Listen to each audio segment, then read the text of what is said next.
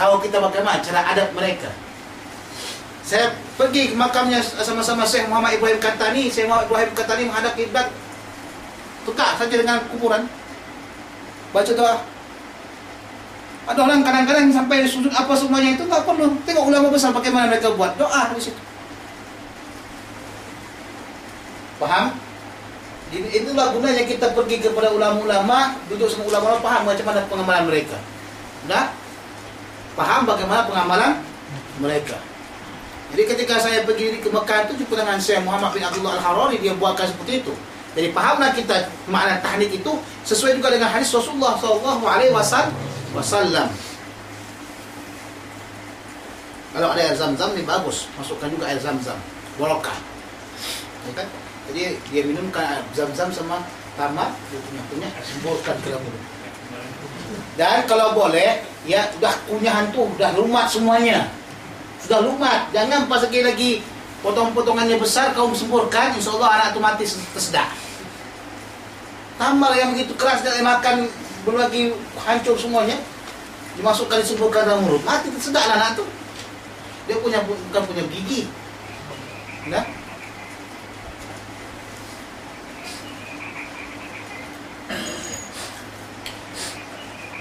terus tu, pakana awwala syai'in dakhala jawfahu riqu Rasulullah sallallahu alaihi wasallam, dan adalah yang pertama sekali yang masuk ke dalam rongganya adalah ludah Rasulullah sallallahu alaihi wasallam. Kalau kita ambil begini berarti bukan ludah kan? Bekas ludah kan? Ini ludah. Thumma hannakahu bitamrah, kemudian dia tahnikkan ya dengan tamar. Thumma da'alahu wa baraka alaihi, kemudian doakan baginya dan diberikan dan didoakan dengan keberkatan. Sehingga Abdullah bin Jubair itu termasuk min fuqaha sahabah.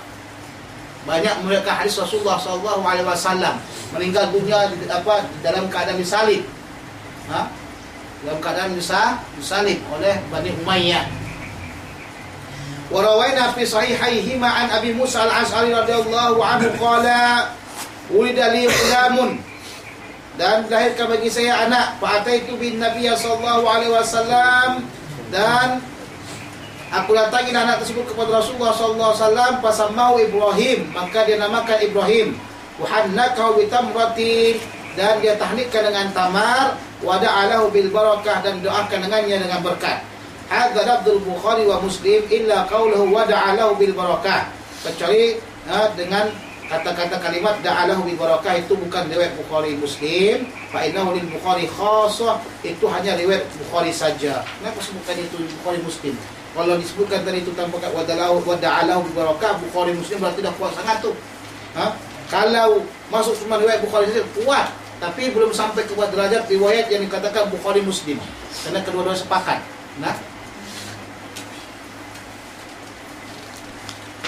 Tapi ziyadah thiqah kan ada salah ada syarat-syaratnya. Ziyadah thiqah ada sebagian ulama mengatakan ziyadah thiqah langsung terima tanpa syarat. Kitabul Asma, kitab nama-nama. Biar kita tahu buat nama anak tu macam mana cantiknya kan, bagusnya. Kalau tak bagus, ubah. Jadi anak lahir anak tadi mesti dah punya nama. Bab tasmiyatil maulud, bab yang menamakan anak. Bab menamakan anak. As-sunnah ayusammal mauludu yawma sabi'i min wiladatihi aw yawmal wiladah. Disunatkan menamakan anak itu atau menamakan orang yang dilahirkan tersebut pada hari yang ketujuhnya daripada kelahirannya atau pada hari kelahirannya itu. Ketika lahir dia dibuat nama anaknya, atau ketujuh harinya dibuatkan nama anak. Dibuat nama anak. Jangan lupa buat nama anak itu, jangan hanya kata cari Al-Quran. Atau orang kata tengok Al-Quran tapi tak tahu dia apa maknanya. Itu muskilah. Fa'amma istihbabuhu yaumus sabi, dan adapun sunnahnya pada hari yang ketujuh, mana dalilnya? Falimma rawainahu fi kitab Tirmidzi, sebagaimana kami riwayatkan dalam kitab Tirmidzi, an Amr bin Shu'aib an abihi an jaddihi anna an-nabiy sallallahu alaihi wasallam amara bi tasmiyatil mauludi yaumas sabi'i. Rasulullah sallallahu alaihi wasallam menyuruh untuk menamakan anak pada hari yang ketujuhnya, hari yang ketujuh kelahiran dia. Wad'i adha anhu, makna wad'il adha di sini ada beberapa kaul makna dia. Yang pertama, mengkhitankannya. Hari yang ketujuh mengkhitankannya. Mana yang kedua, menghilangkan najis di antara dan tubuh-tubuhnya semuanya. Ada yang ketiga maknanya halqu ra'si. Kalau antum buatkan semua yang ketujuh, baguslah. Hari ketujuh itu dipotongkan kepalanya, potong kepalanya mati. Potongkan rambut kepala. Rambut kepalanya dipotong hari ketujuh. Kemudian dikhitan juga hari yang ketujuh. Anak kecil kalau dikhitan cepat, itu cepat sembuhnya. Anak kecil kalau dikhitan cepat sembuhnya. Kadang-kadang kampung kita, maaflah macam kampung kami lah dulu, kampung kita, kampung Melayu. Kita kalau dah sunat tu pun mesti saling-saling lagi. Ini sanding itu umur kadang-kadang 14 tahun baru disunat. Buat sanding, orang datang. 14 tahun pakcik. Bayangkan macam mana lebat di hutan kita. 14 tahun dah lebat hutan dah. Hutan simpanan. Kadang-kadang 4 tahun sudah balik. Jadi alat itu mesti dihilangkan. Macam mana datang jantungan itu? Berapa umurnya? Sekitar kelas 11. 3 SD. Berapa umur kelas 3 SD berapa itu? 6, 7, 8, 9 tahun lah. 9 tahun. Di Malaysia. Enggak kebiasaannya. Kalau daerah Medan tu 11, 12, 13. Kadang-kadang anak-anak sekarang ni, umur 13 tahun sudah balik. 13 tahun dah balik dah, 12 tahun dah balik. Cepat baliknya, Masya Allah. Dulu lambat balik, sekarang cepat balik. Kadang-kadang balik terpaksa pun lagi. Muskilah. Jadi benda tersebut sebelum baliknya sebaiknya. Sebab kalau dah balik itu aurat mughallazah ni, aurat yang tadi itulah. Itu sebaiknya jangan nampak orang lain. Dah? Jangan nampak orang lain. Ketika darurat saja baru boleh dinampakkan. Dah? Itulah sebaiknya. Jadi perkara-perkara yang kayak gitu semestinya lah. Ya, macam di Mesir ni kebanyakannya, apalagi yang dia punya anak di sini, orang Melayu ke orang Indonesia ke orang mana, kalau ada punya anak sini biasanya dia hari yang ketujuh mereka akan khitan anaknya. Bawa ke rumah sakit dikhitan langsung. Nah, cepat semuanya itu. Anak-anak kecil kalau kecil sangat baru dikhitan cepat sembuh. Tapi kalau sekiranya ada orang fikir macam mana itu dikhitan kecil-kecil gitu, macam mana mau dijahit itu macam mana? Mereka ahli kan? Ahli. Khitan ni hukumnya apa? Menurut Syafi'iyah wajib bagi laki-laki. Syafi'iyah wajib bagi laki-laki. Yang tu sunat belum?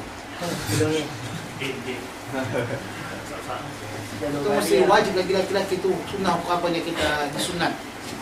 Namanya kita kampung tu disunat, ya disun. Tapi hukumnya wajib. Kalau kita kata, kalau kita cakap sama orang Mesir, anda disunatkah? Mana faham mereka sunat? Khitan. Kalau pun tak ada dikata khitan, tak faham mereka. Tutahid. Itu dia. Orang Mesir kalimatnya tutahid, tutaharta. Tutaharta itu apa artinya? Kamu dikhitan kau dah. Tak biasanya mereka kata khitan. Ya. Biasanya mereka kata khitan. Kalau kata khatan tak, mampus dia tak paham. Khatan tak paham, mampus dia. Apa kau kata? Allah, taharta, baru paham dia. Itu sebab apa tujuannya khitan itu untuknya mensucikan. Dia kata tai yang ada situ tu semua dah enggak lagi apa. Tapi kalau belum kahwin, belum lagi dia dipotong, dia khitan, lempar situ tai-tainya. Beginikan bau. Itu paham sendiri kan tu. Dulu kan masih kecil lagi ya. Itu makna yang keberapa? Kedua, yang ketiganya halqu ra'si, ya, potong rambut tersebut dicukur, kemudian ditimbang rambut tersebut, ya, baru sedekahkan berapa banyak beratnya timbangan rambut tersebut disedekahkan dengan emas. Wal aqi dan akikah. Ini kalau ada yang duitnya ada, kalau tidak ada duitnya janganlah, paksa di sunnah saja. Warawaina fi sunan Abi Dawud wa Tirmidzi wa Nasa'i wa Ibnu Majah wa ghairiha bil asanid sahihah an Samurah bin Ibnu Jundub radhiyallahu ta'ala anhu anna Rasulullah sallallahu alaihi wasallam qala kullu ghulamin lu'inatun bi aqiqatihi. Tiap-tiap anak-anak itu semuanya tergadai dengan akikahnya. Jadi mesti ada akikah supaya dia terlepas daripada gadaian. Tulbau anhu yauma sabi'i, dan disembelih dia itu pada apa? Gadaian tersebut disembelih pada hari yang ketujuhnya. Wa yuhlaqu, dan ditabrik dia, dicukur. Setelah dicukur kemudian diambil apanya? Diambil rambut tersebut ditimbang. wa yusamma, dan dinamakan. Qala Tirmidzi hadisun hasanun sahih. Wa amma yaumul wiladah, dan adapun pada hari yang dia lahir itu, ada juga kaul yang mengatakan sunnah hukumnya yang kelahir. Tapi bagaimana kok dibuatkan ayah 10 tahun baru buat nama dia? Selama ini namanya siapa? Mus'arif A. Namanya Mus'arif A. Wa amma yaumul wiladah, pada hari wiladah, falima rawainahu fi babil mutaqaddim, sebagaimana yang telah kami riwayatkan dalam bab yang telah lewat, min hadis Abi Musa. Wa rawaina fi sahih Muslim wa ghairihi an Anas radhiyallahu anhu qala qala Rasulullah sallallahu alaihi wasallam urida li alailata ghulamun. Dilahirkan bagi saya pada suatu malam seorang anak, fasamaitu bismi Abi Ibrahim. Nama kakaknya dengan nama anak Ibrahim, dengan nama ayahku Ibrahim. Ini kata Rasulullah SAW. Jadi Rasulullah SAW punya anak namanya Ibrahim. Ketika lahir anak itu langsung dinamakan Ibrahim. Enggak sampai pada hari yang ketujuh, langsung dikatakan Ibrahim nama dia. Mengikuti siapa? Bismi Abi, kata Rasulullah, dengan nama kakekku. Siapa dia? Ibrahim. Ibrahim ini anak daripada siapa? Mariatul Qibtiyah.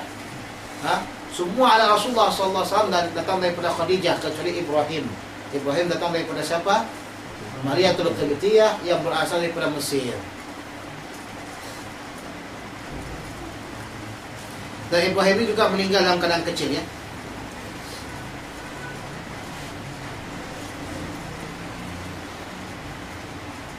Wa rawaina fi sahih al-Bukhari wa Muslim an Anas radhiyallahu anhu qala wulida li Talhata ghulamun, dan dilahirkan bagi saya Abi Talhah seorang anak kecil. Fa'ataitu bi Nabi sallallahu alaihi wasallam, maka aku membawa anak tersebut kepada Rasulullah sallallahu alaihi wasallam. Fahannakahu, maka dia tahniklah dia, wasammahu Abdullah, dan dia namakan Abdullah. Kebanyakan nama anaknya Abdullah. Lahir anak nama Abdullah. Kita jalan kampung orang Melayu, orang apa buat nama Muhammad pasti ada embel-embel di belakang. Di Mesir ini kalau Muhammad saja, Muhammad bin Muhammad ada. Kawan saya Muhammad bin Muhammad Al-Jarihi. Banyak sangat Muhammadnya. Kalau kampung kita nggak puas mereka Muhammad saja, ingin panjang-panjang semuanya. Tapi pas lagi dipanggil mesti pendek-pendek aja, 3 huruf. Muhammad Mat. Namanya Abdullah panggil Dolah. Nah itu dipendek semuanya. Apa nggak sesat anak orang? Abdullah ini Dolah. Dolah itu apa yang sesat kan?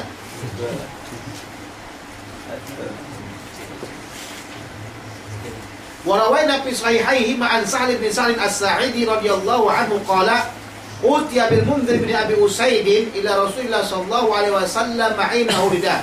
Didatangkanlah Ibnu Munzir bin Abi Usaid kepada Rasulullah sallallahu alaihi wasallam ketika waktu dilahirkan.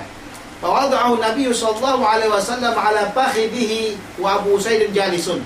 Maka Rasulullah sallallahu alaihi wasallam meletakkannya ke atas pahanya. Sunnah hukum yang kita bawa anak tu taruh ke paha dah. Pegang anak tu bagus-bagus. Rasulullah pegang anak bagus dia buat. Jadi kalau kita tengok anak orang Mesir buat pegang anak, ya Allah ya Rahman. Kadang-kadang kita tengok ayah dia baling anaknya. Jauh, betul. Takut kita jatuh anak tu. Kita tengok orang Mesir baling anak dia atas main-main. 1 meter kadang-kadang ke atas. 1 meter. Ya Allah, teruk betul lah orang Mesir ni. Kadang-kadang masih kecil lagi tak boleh nak jalan, ditarik terhengih-hengih anak orang tu. Ditarik supaya paksa jalan. La ilaha illallah. Pantaslah orang besar-besar punya gitu juga. Kalau jalan tu anak kecil yang dipegang kan ke atas, dia taruh sini, enggak ada yang pegang bagus, taruh sini. Makcik tu pegang taruh sini. Kau tengok. Jalan babu. Itu perangai Mesir lah itu. Jadi letakkan Rasulullah dia nyentuh kemana? Ke pahanya. Sementara Abu Usaid duduk. Walahya Nabi sallallahu alaihi wasallam bisyai'in baina yadayhi, maka Rasulullah berpaling ya dengan sesuatu di antara hadapannya. Maksudnya Rasulullah sibuk dengan benda yang lain. Fa'amara Abu Usaid bibnihi, maka menyuruh Abu Usaid dengan anaknya. Fahtumila min ala fakhdi an-nabi sallallahu alaihi wasallam faqbaluhu. Maka dibawa daripada paha Rasulullah atas paha Rasulullah SAW dan dia ambil. Pastafaqan Nabi SAW, maka Rasulullah mengingat kembali anak itu. Qala aina sabi, mana anak tadi? Jadi kan Rasulullah sibuk karena Rasulullah banyak urusan. Jadi kan anak ini terbiarkan. Jadi kata Abu Said, ambil dulu tuh. Rasulullah sibuk, takut nanti membahayakan atau menyusahkan Rasulullah. Jadi setelah diambil, mana anak tadi itu? Mana anak tadi itu? Kata Rasulullah SAW. Maka berkata Abu Said, akbarnahu ya Rasulullah, kami ambil Rasulullah. Qala masmuhu, siapa anak ni? Katanya. Qala si fulan. Namanya siapa? Kata Rasulullah. Fulan. Qala la, jangan, walakin ismuhu Munzir. Jangan katakan namanya ini, tapi namanya si Munzir. Fasamahu yaumaidin Munzir, maka Rasulullah yang namakan dia itu Munzir. Kenapa namakan Munzir? Karena anak daripada pamannya itu si Munzir bin Amr. Ya, Munzir bin Amr itu meninggal dalam apa? Bi'ul Maunah. Jadi tayamunan. Tayamunan, tafaulan ya, mengikuti orang yang alim, orang yang bagus. Jadi dibuatkan namanya Munzir. Anak paman dia namanya Munzir bin Amr. Anak paman dia Munzir bin Amr meninggal dunia di Bi'ul Maunah. Telaga Maunah. Ketika itu orang-orang membunuh orang kafir, membunuh orang-orang ahli Quran, ya? Ahli Quran yang hafal Quran di Bi'ul Maunah. Qultu qawluhu lahiyah wa bikasril ha'i wa fathiha lughatani. Dia dikasrahkan ha dan dipatahkannya dengan dua lughah. Al-fathu li tayyi. Al-fathu li tayyi. Fathah itu dengan lughah tayyi. Tayyi itu satu bagian daripada orang Arab juga. Kalau dipatahkan itu lughah tayyi. Kalau macam ini nah, bahasa Kelantan. Kata kata kelik. Malaysia selain kata pulang. Kalau kita buatkan wal kleu di Kelantan, wal pulangu di Bakil Malaysia. Nah, gitu dia. Kelik kan? Ini katanya al-fathu di tai. Dengan mempatahkan huruf tersebut lughah tai. Tapi dengan mengkasrahkan Bakil Arab. Bukan maknanya orang Malaysia Kelantan ini enggak orang Malaysia, tak. Bagian daripada Malaysia, tapi akan katakan luar daripada itu. Sebab itulah bahasa Arab. Tengok luar Al-Quranul Karim itu qiraatnya ada berapa? Ya kan? Bukan satu dia. Al-fasihul masyhur, ya. Mana yang dia itu fasih dan masyhur? Biasanya dhamir itu kembali kepada yang paling dekatnya. Mana yang fasih dan masyhur? Wal kasru lil baqil Arab. Ini. Wal kasru lil baqil Arab itu yang masyhurnya. Mana dia? Lahia. Lahia. Kalau orang baik apa? Lahaya. Lahaya.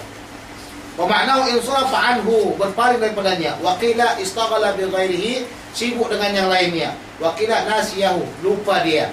Wa qalu istafaqa, makna istafaqa ay dzakarahu, teringat dia. Wa qaluhu faqbaluhu ay radduhu ila manzilihim, yaitu dia kembalikan ke tempatnya atau rumah dia. Babu tasmiyati suqti, bab menamakan yang gugur. Suqti artinya gugur, yang keguguran, yang belum sampai umurnya, ya, kemudian dia jatuh. Sunnah juga kita buatkan namanya.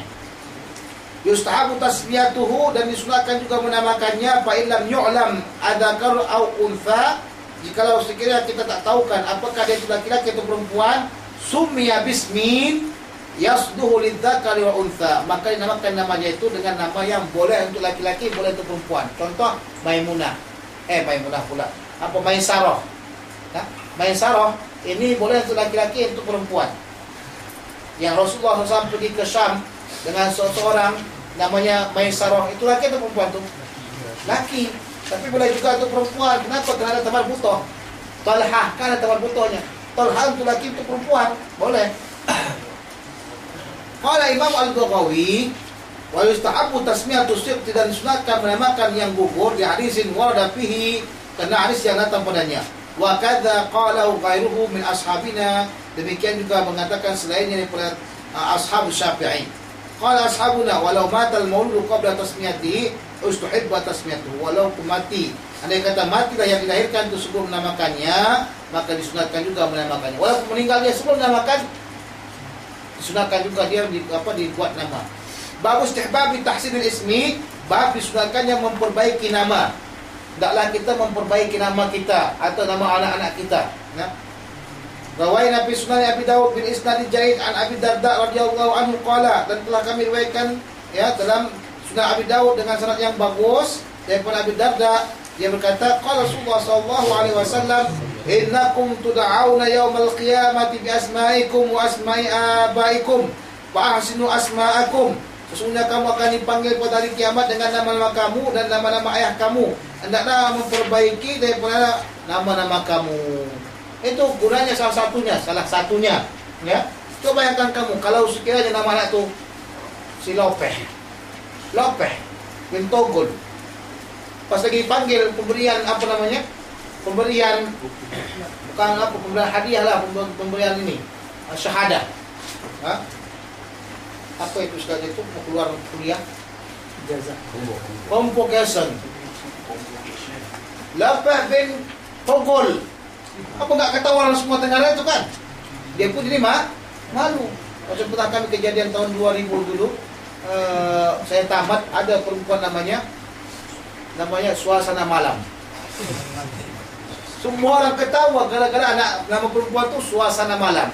Mungkin ayahnya buat tu pikir macam memang baguslah buat Suasana Malam. Orang Batak lebih betul lagi buat anak-anak. Mana yang mereka pegang anaknya lahir itu buat nama anak. Lampu Kalau pas lagi dia pegang martil, tahu martil? Hammer. Ha? Dibuat namanya martil. Banyak. Kalau ayahnya tu pergi ke gunung, tiba-tiba lahir anak dia panggil gunung. Itu orang Batak. Ha? Gunung Ginting. Kalau nggak percaya tengok lah ke sana, bukan main-main. Nama mereka memang aneh-aneh. Bab bayani ahabbil asma'i ilallahi azza wa jalla. Bab menerangkan tentang nama yang paling bagus di sisi Allah Subhanahu wa taala. Rawaina fi sahih Muslim an Ibnu Umar radhiyallahu anhu qala qala Rasulullah sallallahu alaihi wasallam, inna habba asma'ikum ilallahi azza wa jalla Abdullah wa Abdurrahman. Sesungguhnya sebaik-baik atau Allah SWT sangat suka sekali dengan nama kamu, yaitu Abdullah dan Abdurrahman. Jadi kalau kita punya anak, kita buat nama Abdullah atau Abdurrahman karena ya kita menampakkan begitu kuatnya hubungan ibadah kepada Allah SWT, ta'awun kepada Allah Subhanahu wa taala. Warwaina fi sahih Bukhari wa Muslim an Jabir radhiyallahu anhu qala, wulida rajulun minna gulamun. Dilahirkan bagi kami, kata bagi seorang laki-laki pada kami seorang anak, fasammahul Qasim, maka namakan dia itu Qasim. Maqala sammi ibnaka Abdurrahman, namakan anak kamu itu Abdurrahman. Kalau dipanggilkan Qasim nanti nama apa dia? Kunyah dia Abu Qasim. Nah, itu kan dilarang. Larangannya ini banyak ikhtilaf di antara ulama. Nanti akan diterangkan insyaallah di belakang. Wa rawaina fi Sunan Abi Daud wa Nasa'i wa ghairihi an Abi Wahb al-Jushami as-Sahabi radhiyallahu anhu qala qala Rasulullah sallallahu alaihi wasallam, tasammau bi asma'il anbiya. Hendaklah kamu namakan anak kamu dengan nama-nama anbiya. Wa abul asma'i Allah taala, dan yang nama yang paling Allah cintai adalah Abdullah dan Abdurrahman. Wa asdaquha, dan yang paling benarnya Harithun wa Hammamun. Ya, Hammam. Kamal ibnu Hammam, itu lain lagi, Kamal ibnu Hammam. Wa aqbaha, yang paling bencinya, yang paling buruknya Harbun wa Murrah. Buat namanya Harbun, perang saja kata dia. Jumpa orang perang langsung. Murrah, pahit terus. Ha? Yang buat nama nasi itu Ali Setan katanya. Orang Ali Setan. Itu penghinaan itu buat film Ali Setan. Ali nama sahabat, setan itu musuh sahabat. La haula wala quwwata illa billah. Itu Hammamun dengan huruf besar dan tasdid, bukan hamam. Dan hamam, nah. Bab istihbabi tahniyati wa jawabil muhanna. Bab disunatkan kita mengucapkan kata-kata selamat dan wajibnya kita jawab daripada kata-kata selamat tersebut. Kalau dia punya anak, bagaimana kita ucapkan kepada orang yang dapat anak? Yustahabu tahniyatul mauludi lahu, dan disunatkan kita mengucapkan selamat terhadap anak yang dilahirkan. Qala ashabuna wa yustahabu ayuhanna bima jaa 'anil Husain radhiyallahu anhu, dan disunatkan mengucapkan kata-kata selamat dengan apa yang datang daripada riwayat Husain radhiyallahu taala anhu. annahu 'allama insana tahni'atan, bahwasanya beliau itu mengajarkan seorang anak dengan tahniah. Faqala qul barakallahu laka fi mawhubilaka, semoga Allah SWT memberikan keberkatan kepada kamu pada yang Allah SWT berikan kepada kamu. Wa syakartal wahid, dan kamu telah bersyukur kepada yang memberikannya. Wa balagha syuddahu, dan telah menyampaikanlah kedemawaannya. Wa ruzqta barrahu, dan telah diberikan kerezekian atau telah diberikan kerezekian kebaikannya. Wa yustahabu ayarudda 'alal muhanni, dan disunatkan mengucapkan kembali kepada orang yang memberikan ucapan selamat. Fayaqul barakallahu laka wa baraka 'alaika, au jazakallahu khairan, razaqakallahu mithlahu, azzalallahu thawabaka, Allah SWT memberikan kebanyakan pahala bagi kamu. Wa nahwa dzalika, yang penting kebaikanlah maknanya. Nah, bab nahi an tasmiyati bi asma'il makruha, bab larangan daripada menamakan nama anak yang benci. Jangan buat nama anak yang tak bagus. Rawaina fi sahih Muslim an Samurah bin Jundub radhiyallahu anhu qala qala Rasulullah sallallahu alaihi wasallam la tusammiyanna ghulamaka yasaran wala rabahan wala najahan wala aflah, fa innaka taqulu athamma huwa wala yaqul, fa yaqulu la innama hunna arba'un la tazidunna alayya. Janganlah kamu namakan anak kamu dengan Yasar. Yasar itu artinya Yasar mudah. Yasar artinya mudah. Wala robaan, dan jangan kamu sebutkan anak kamu namanya apa, Untung. Wala najah, dan jangan buat nama anak kamu Najah. Dapat kemenangan, kejayaan.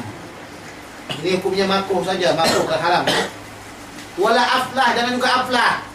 Nah, kalau kamu katakan atamma huwa, adakah di sana najah? Ini sebab-sebab makruhnya. Fala yakunu, maka tidak ada di sana. Fa yakunu la, kamu kata la najah, tak ada najah katanya. Tidak ada kenajahan, tidak ada kejayaan. Padahal kejayaan ada. Itu masalahnya. Hah? Nama apa? Mumtaz. Sama begini nanti sebutkan semua misalnya. Najah, Barokah.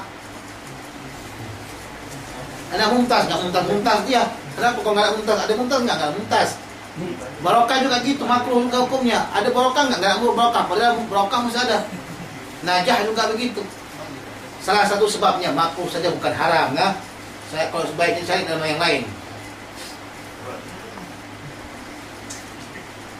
Kenapa masih cari nama Mumtaz? Saya Barokah dulu lah, apa yang lain. Nampak sangat dah tadi.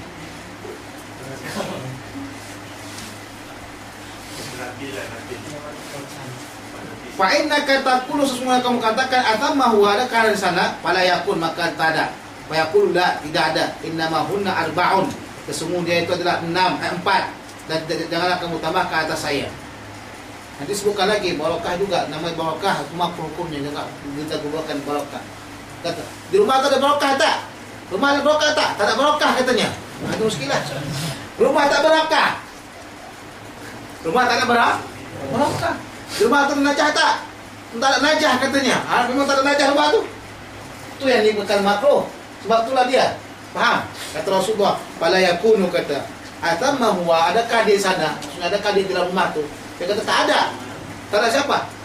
Tak ada najah, tak ada rabah, tidak ada keuntungan. Begitulah dia. Jadi keinginan kita kebaikan ternyata berpaling ke keburukan. Berapa banyak orang yang dia buatkan robah, tapi bukan jadi robah dia, malah rugi terus. Banyak orang yang bukan palah dia. Warainahu fi sunan Abi Dawud wa ghairihi min riwayat Jabir wa fi aidan, dan padanya juga an-nahyu an tasmiyatil barakah. Dilarang juga dengan nama Barokah. Tengok, dilarang Barokah. Tahu Barokah maknanya Barokah? Berkat. Nah,